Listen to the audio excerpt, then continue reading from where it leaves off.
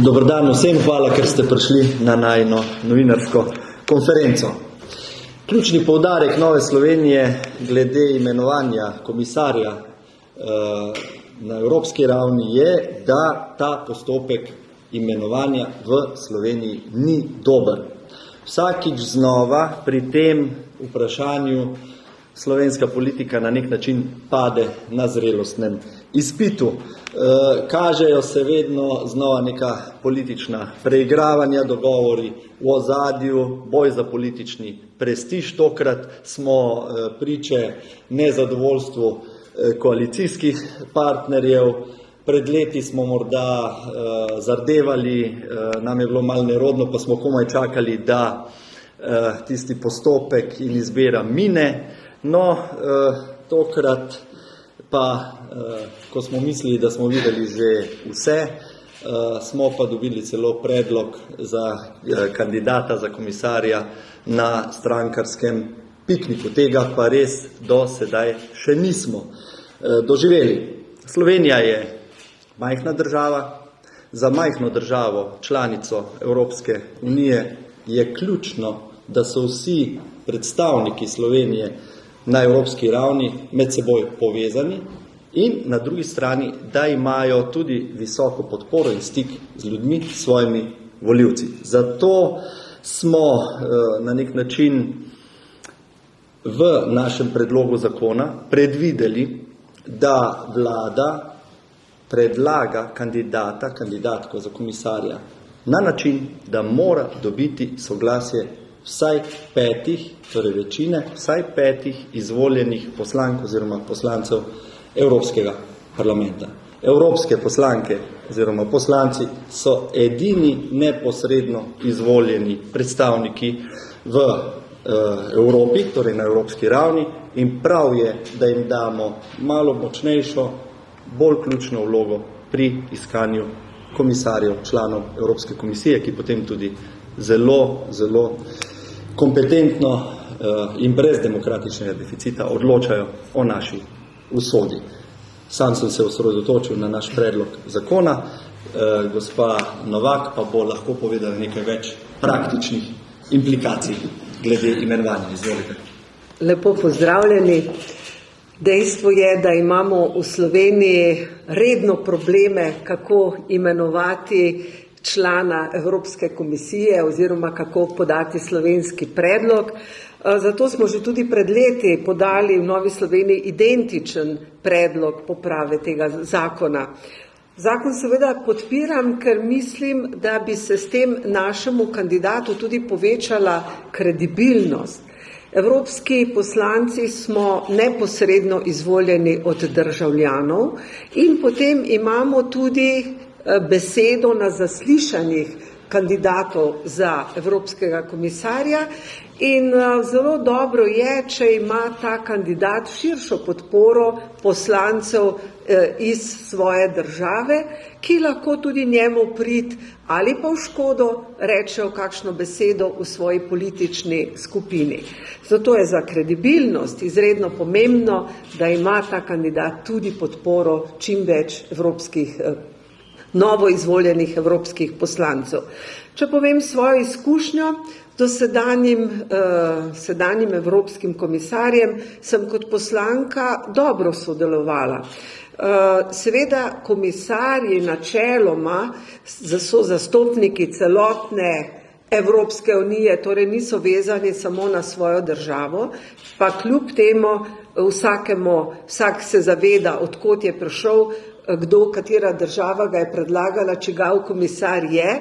Tako da, ko sem imela nekajkrat neko konkretni predlog oziroma sem morala z njim govoriti in mi je tudi bolj omogočil dostop tudi do drugih komisarjev oziroma sem lažje reševala tiste probleme oziroma tiste stvari, ki sem jih pač želela rešiti s komisijo. Tako da ta odnos med evropskimi poslanci in izvoljenim komisarjem je izredno pomemben. Seveda tukaj ne govorimo o aktualnem kandidatu, ki ga naj bi predlagala Svoboda, ampak gre za način izbire tega kandidata, ki pa je tudi v tem primeru bil nekoliko nenavaden, če rečem tako mili izraz, niti usklajen znotraj vladne koalicije, kaj šele na širšem nivoju.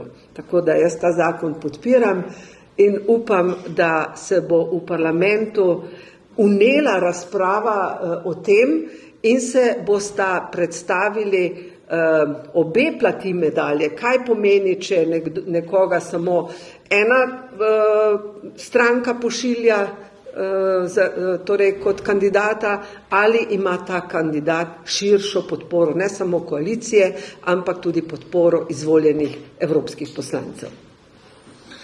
Hvala lepa. Zdaj sva pa oba na voljo, mora biti še za kako vprašanje ali na temo zakona.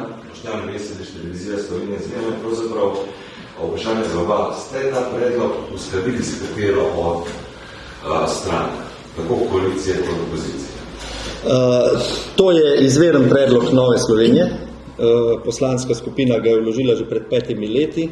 Zdaj ponovno, ravno zaradi tega, ker bi se želeli izogniti vsem tem najprej čudnim praksam, ki smo jim bili priča do sedaj in smo jim tudi tokrat, in ker bi želeli, da je Slovenija zrela država. Po našem mnenju, postopek imenovanja, torej najprej predlaganja kandidatov in imenovanja teh kandidatov kot kandidatov Slovenije za člane Evropske komisije, komisarje, kaže na politično zrelost države. Rekel je za oba. Ja, sicer to ste usklajevali v parlamentu z drugimi strankami oziroma še niste.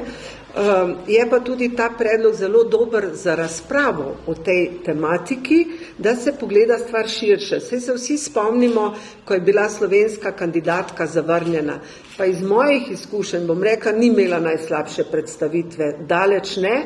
Bila je zavrnjena zaradi našega notranje političnega dogajanja, kajti slovenski poslanci delujemo v različnih političnih skupinah in tam pač seveda lahko tudi druge poslance spodbudimo k takšnemu ali drugačnemu mnenju ali pa vprašanju. Zato je izredno pomembno, da nekako čim bolj, da je ta kandidat čim bolj kompetenten in da ga čim širše podpiramo. Zdaj, ko pogledamo druge države članice Unije, vidimo, da je tudi pri njih izbira komisarja v domeni vlade. Recimo v Nemčiji, mislim, da imajo to celo opredeljeno v koalicijskih pogodbi. Zakaj bi Slovenija tukaj bila edina oziroma prva, znotraj katere bi se vlada odpovedala tej odločitvi? In morda še vprašanje, zakaj ste izbrali takšno časovnico, da ste to vprašanje odprli, zdaj pa je pravzaprav vlada že izbrala oziroma nakazala svoje izbire? Ja, obe vprašanji sta zelo dobri. Ne bi bili prvi. Ko smo pogledali mednarodno oziroma pri drugih državah članicah Evropske unije, smo videli, da Litva že ima podoben postopek. Drugič, kot politolog lahko rečem, da v Sloveniji vseeno je, glede na našo politično zgodovino in razvoj političnega sistema, težnja k večji vlogi tistih, ki so neposredno izvoljeni. Torej tudi znotraj našega političnega sistema večja vloga parlamenta napram vladi in tudi na ravni Evropske unije želimo dati večjo vlogo izvoljenim evropskim poslankam in poslancem, torej Evropskemu parlamentu, ki je edini neposredno voljeni organ pri imenovanju teh izvršnih funkcij na ravni Evropske unije. Zakaj smo izbrali to časovnico? Tudi pred 5 leti v podobnem času. Zato, ker je zdaj najbolj aktualno in mislim, da lahko zajamemo najširši del strokovne in tudi siceršnje javnosti, tudi vas medijev, pri tej debati, pri razpravi, kot je rekla kolegica Ljudmila Novak, da najdemo končno eno zrelo rešitev, kajti tudi, kot ste slišali, vladna koalicija ni usklajena glede tega kandidata in mislim, da mu s tem, da se sploh ne opredeljujemo glede njega osebno, ampak s tem, ko je predsednik največje koalicijske stranke kar tako, lahko rečemo, iztekel s tem imenom, ne vem, če mu dela dobro uslugo. In temu se želimo izogniti. Mislim, da smo zreli po dobrih 30 letih državnosti za to, da postavimo strukturiran postopek, kjer bodo imeli volivke in volivci večji vpliv na izbiro. Ja, tudi zaradi tega, ker se je enaka stvar kot pred 5 leti dogaja sedaj, v tem trenutku, pri izbiri kandidata za slovenskega komisarja. Čisto podobni zapleti, ad hoc, ne govorim o imenu, ampak gre za način imenovanja in če bi tukaj imela vlada, in tudi ne odrekamo v tem zakonu, da bo na koncu vlada predlagala, ampak če bo vlada imela neko širšo podporo tudi evropskih poslancev, potem lahko mirneje pošle svojega kandidata na zaslišanje v Evropski parlament in se izogne neprijetnim situacijam. Lahko še malo širimo temo. V soboto je imel kongres socialnih demokratij, nenavadno dolg kongres, moram reči. Kako v Novi Sloveniji razumete izvolitev Matjaža Hana, pa to je tudi prosim vprašanje za oba, ali mislite, da tudi vaš predsednik že čestitev, kot sem opazil na socialnih mrežih, a s tem razumete, da se SD morda premika malce bolj proti sredini in pa a se vam zdi, da to recimo povečuje možnost ene široke koalicije, velike koalicije v Sloveniji? Ja, hvala tudi za to vprašanje, aktualno dogajanje. Poglejte, koalicije se sklepajo po volitvah. Mi seveda razumemo kot svojo primarno nalogo prenovo desne sredine, desnega bloka. To pomeni prenovo in okrepitev. In sami lahko vidite, da to že več let vztrajno ne samo promoviramo, ampak tudi udejanjamo svojimi dejanji. Seveda je predsednik Matej Tonin čestital predsedniku Hanu, to je tudi, lahko rečem, navada, ne samo čestitka, ampak tudi vabilo na kavo je navada, ki jo je predsednik Nove Slovenije in še pred njim tudi predsednica, mislim, da v praksi udejanjala stalno, kajti mi moramo pri zadevah, ki presegajo vlado ali pa koalicijo in opozicijo, imeti predvsem partnerske odnose, ko je treba tudi na evropski ravni potegniti skupaj za Slovenijo, takrat je dobro imeti dobre odnose z vsemi. In v tem smislu želimo SD-ju kot eni tradicionalni stranki, s katerimi smo tekmeci, dobro delo in zato je tudi predsednik novemu predsedniku SD-ja Hanu čestital. Ja, torej stvar izbire predsednika je stvar socialnih demokratov in oni so izbrali Hana. Vemo, da je razlika bila pravzaprav zelo majhna, tako da ne moremo reči, da je stranka se zelo nagnila v eno ali pa v drugo stran. Torej, njihova je izbira. Jaz bi samo rekla, da bi jim dala en dobrohoten nasvet, da naj premislijo svojo proceduro o trajanju kongresa in načini izbire.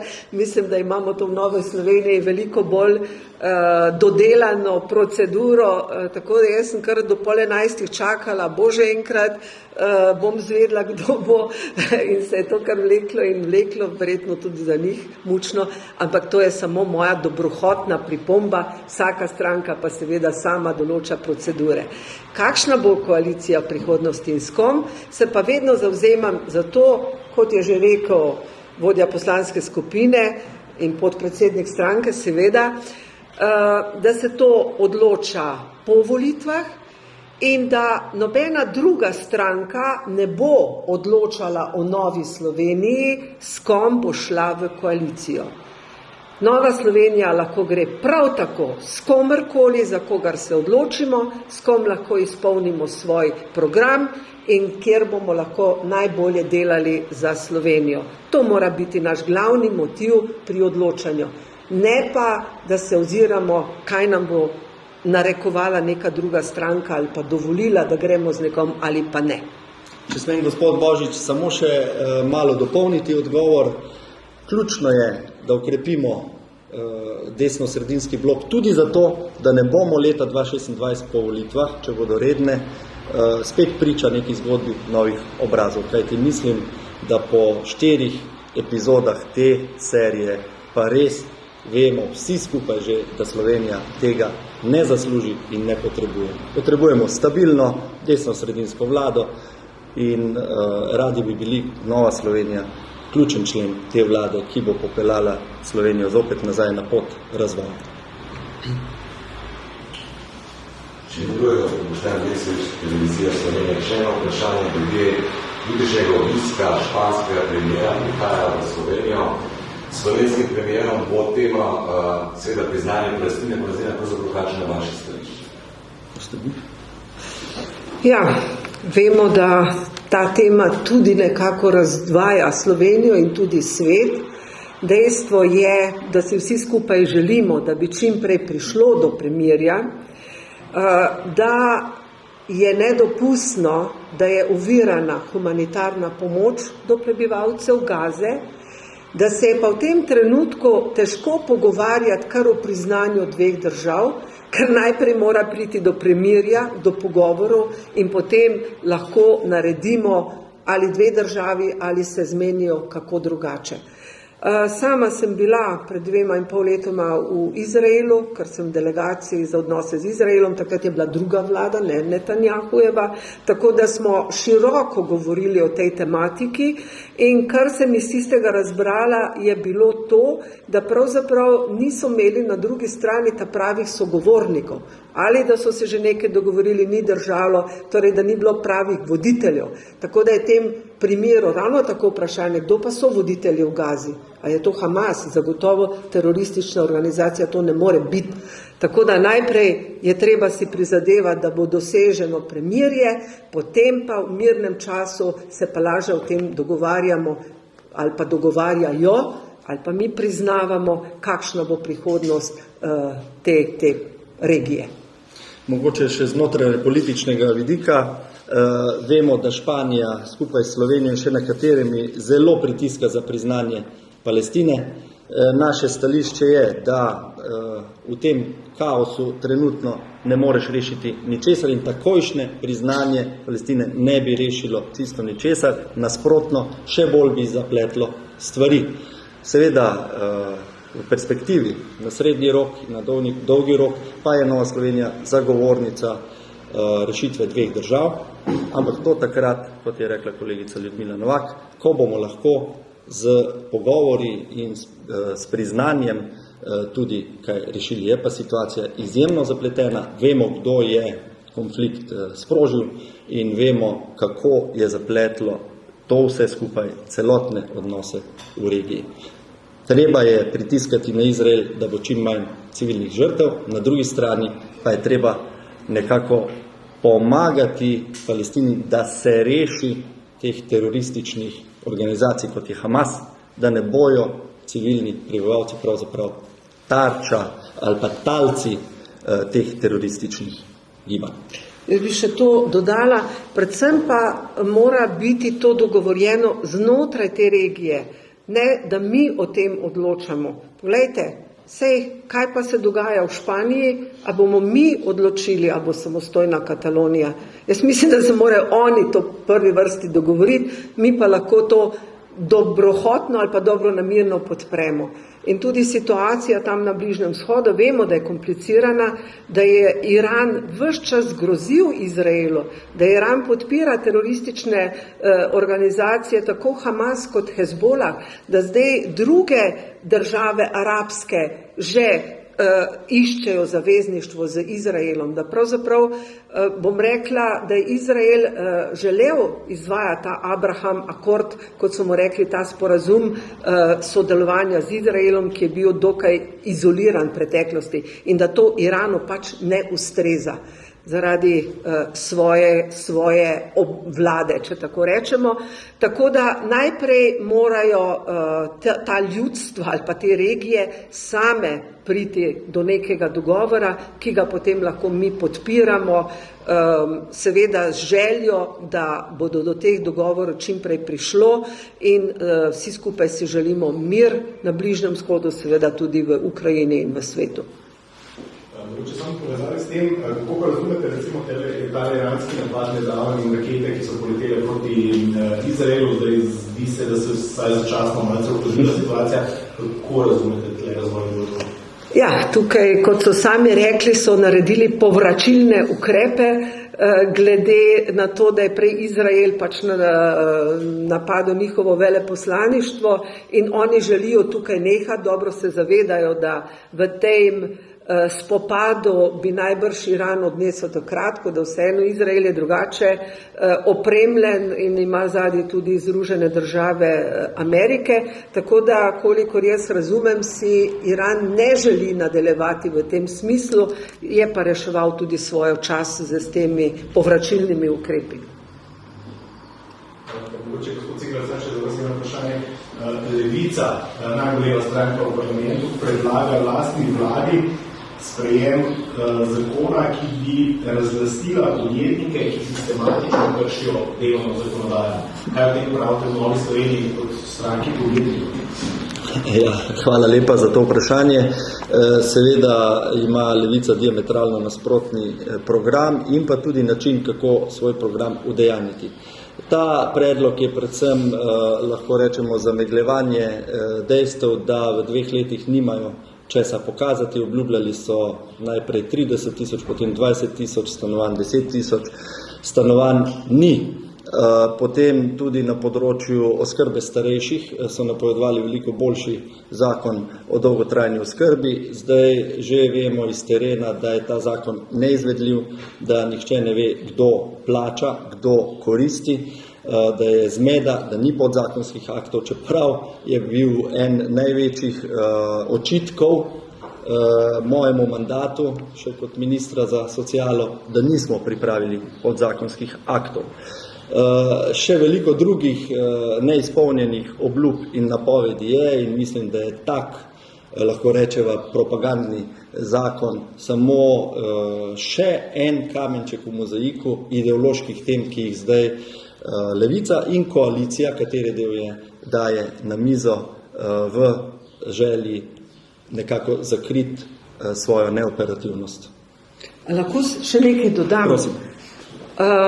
Glejte, mi imamo zakonodajo in pristojne organe za izvajanje te zakonodaje oziroma za kršenje te zakonodaje.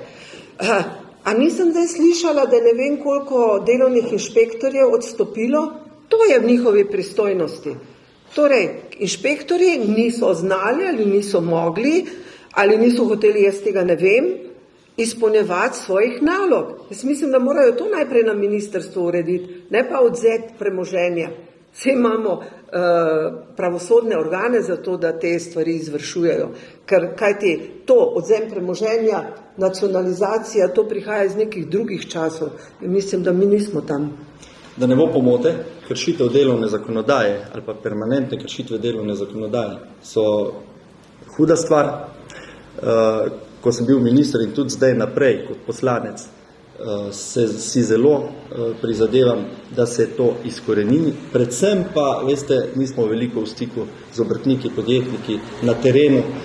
Že sami obrtniki, podjetniki, gospodarstveniki želijo take prakse izločiti iz svoje sredine, zato ker jim pač delajo škodo in sam mislim, tako kot je kolegica Ljudmila Novak rekla, pristojne inštitucije je potrebno ukrepiti. Torej, posvetiti se je treba ukrepitvi inšpekcije za delo, ki je sedaj, kot kaže, osiromašena, tudi neoperativna. Videli smo probleme z iskanjem vodstva inšpektorata, tako da potrebno se je temu posvetiti, ampak ne na tak propagandističen, aktivističen način.